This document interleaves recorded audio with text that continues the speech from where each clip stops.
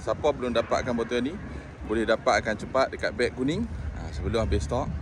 Kalau ada offer, grab terus. Rajin-rajin survey. Sebab botol ni sangat mudah nak buat. Dia boleh lipat lah. Cuma ni saya dah letak ayak lah ni. Mudah lah nak buat bekas. Terutama bekas Madinah. Sebab kita nak sentiasa minum air zam-zam. Jadi bawa botol, bawa plus. Dia boleh tahan air panas, boleh tak air sejuk. Cuma tak pasti lah. Yang panas tak boleh tak. Kalau ikut dia punya kat sini, daripada 5 dapatkan sekarang sebelum habis. Mudah untuk nak kita bawa. Yang best botol ni tadi penuh ayak, ni dah habis ayak kan. Nak simpan senang. Macam tu je. Lepas tu ikat.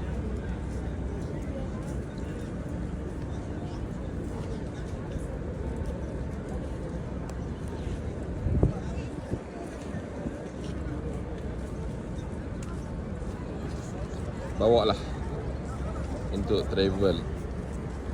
Salam sayang dari kota Madinah Munawwarah.